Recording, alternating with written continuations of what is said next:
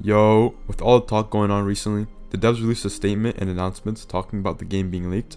At the bottom of this announcement, you can see Chaotic talk about some of the weapon rates. In this, he says that the legendary rates for legendary Soul Reaper weapons was actually 10% and not 1%.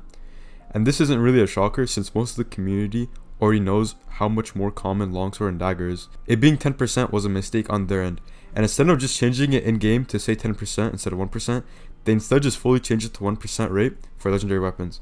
So they had fucked up on their end, and now they fucked over half the player base. Why is this bad? Well, because they were 10% prior, a large percentage of the player base already has longsword and dagger.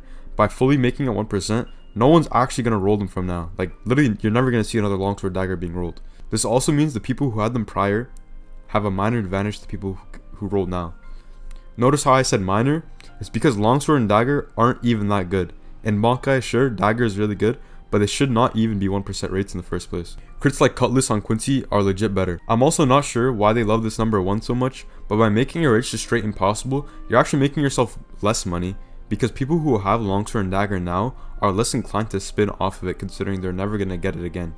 Another thing I want to talk about is the fact that legendary weapons are the same rate as legendary Shikais. Longsword and Blood are not comparable whatsoever.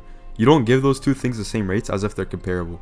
Your weapon does not nearly, not even the slightest, make as much of an impact in comparison to your Shikai. So why make them the same? I honestly have no clue. I don't know. I know the devs don't be watching YouTube videos because they don't be listening to any of the feedback like any of these YouTubers be saying. But hopefully someone can suggest them to just change the rates back to 10%, as making them 1% is just so brain dead. But yeah, peace out. Like and subscribe if you watched this far. You might as well. Peace.